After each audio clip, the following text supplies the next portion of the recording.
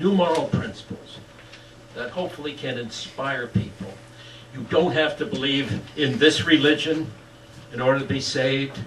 You don't have to adopt this ideology in order to be rescued. You're part of the human species, and we're all part of that species, and we carry within us the genes and the DNA that we share in common. And so I leave you with this positive thing. Although we are critical of religion, and we're critical of the paranormal, and we want to use the methods of science and reason to understand who and what we are and about this vast universe, we also have an obligation to create a new morality, a morality that helps to fulfill the best of which we are capable. And it seems to me that in the last analysis, that is the purpose of the centers for inquiry, which are developing worldwide. These centers of inquiry are interested in a new enlightenment, and this seems to me both to be a compelling and urgent and heroic ideal to work for.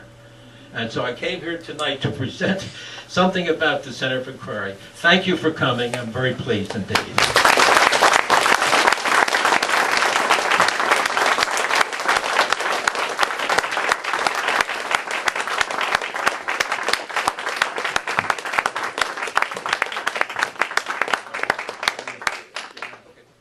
Now, if you have any comments or criticisms, I welcome them, so please. Anyone have any questions, comments? If you don't have a microphone in the audience. We do have one there. We can form a line on the side. Any comments or questions? Yes. I would just first like to thank you for doing the most courageous job imaginable, the most important cause in the world that has ever existed, in my opinion. I think no one has done more for this, and I just hope that my kids are able to one day hear you speak live. I just wanted to comment on one thing that I noticed about the migration of the peoples to North America and South America. I know that Dr. Chris DiCarlo might have something to say. Is he here tonight? No, he might have something to say about the migration patterns. He he lost his job over that debate, and there's a debate about it. Yeah, and then the latest DNA, mitochondrial DNA, kind of shows that the migration came from Spain, and that the North American people are of Spanish descent. So that's one of the most interesting. The North American people of Spanish descent. Yes, Well, what about the Indian tribes that were here? There were so many tribes with advanced civilizations. I mean, you have them in Canada, we have them in the United States, South America, the Incas, and so on. The Spanish conquistadors came later. Well, their mitochondrial DNA apparently of the Spanish matches that of native North American peoples. And there was a lot of intermarriage at one time. Yeah, I haven't seen that data. I have to say it's quite compelling, anyways. Well, you have to have an open mind, but one hypothesis is that we all come from a common answer. So if it's not from Mongolia, you think it's from Spain. Yeah. That they took vessels across the Atlantic. Well, prior to the Ice Age, the water levels in the oceans were much lower. Oh, well, that's an interesting hypothesis too. Yeah. But what about the Inuit? Yeah. What about the Inuit? What are you talking about? The Inuit are... What was your question? You had a question? No. You said, what about the Indians? Yeah, what about the Indians who were here? They were Spanish? Yeah, I'd have to see that thesis. Please, go ahead. Talk into the microphone. I just wanted to also thank you enormously for what you've done for humanity, and I hope that what you've established can do in the future. Why aren't we teaching this in the schools? Why aren't we teaching this? Some students are not getting this message. Why not? Yeah, I think science education, and the children should be exposed to all points of view. I mean, every child should have an opportunity. Your message seems to me to be incredibly fundamentally hopeful. Yes. And for that reason alone is important. You have to be hopeful and optimistic. Unfortunately, many people have been intimidated by the critics, so we have to speak up, it seems to me. We have to speak up for humanity in one sense, without being shameful about that, or shamed by not doing that. Yes, next gentleman.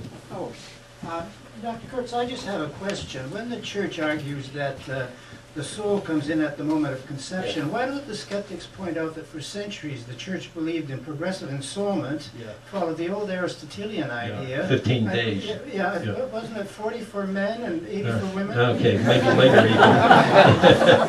Yes, it had an older Why doctrine isn't of that that. more vigorously pointed out that even the church did not have a, Yes. concept? That needs to be pointed out. Right. Well, but the dominant view now, and that is from the encyclical on life that the last Pope issued, which laid down the law that ensoulment is at the moment of conception. But that differs with earlier views of Aquinas and Aristotle. That's true, very much so. Any other questions or comments? Yes. Do like Donahue. I'll run into the audience. In your speech, you nearly slipped and said the Jesus Seminar. I don't know if people are familiar with the Jesus Seminar. I'm sure you are. Are you? Because it's fairly progressive, Chris Organ. In your studies of developing Christianity, are you working with these people at all, or any of them? Yes, indeed. We had a meeting at University of Michigan. Joe Hoffman, who you want to get up here to speak sometime, he's head of the Committee for the Scientific Examination of Religion, was a professor at University of Michigan. And Funk, who headed up this, came, and many others. And the Jesus Seminar grew out of that, but he died, and it's somewhat in disarray. So we're developing a new Jesus project to ask, well, what do we really know about Jesus? Did he even exist? Some people are doubtful about that. John claim. Dominic Crossan, Robert Price, several leading people that were part of the Jesus Seminar have come on board Yes. with our Jesus Project. So many people were unhappy. They said the Jesus Seminar went so far and then they got timid. They didn't want to go any further. So the Jesus Project is going to take it all the way. And we ought to have invite these people here to Toronto, some of the leading biblical scholars. And some of them are at the university too. Yes. Any other questions or comments? Yes. I just wanted to get, if you could give me your views on, there's a lot of different ways, it seems to me, to come at this. You have the really aggressive current atheists, which get a lot of the media attention, the Hitchens, the Dawkins, which I like, but a lot of people like it, a lot of people hate it.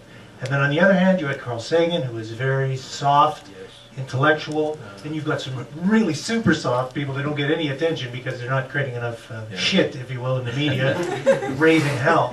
So you can approach it from the artistic side. There's all sorts of different ways to come at this. And what seems to be the people that I know that are good people that are religious, not the right-wingers out there hurting people, they get such a deep emotional connection. And I used to be religious myself, so I understand this, and I still feel it, but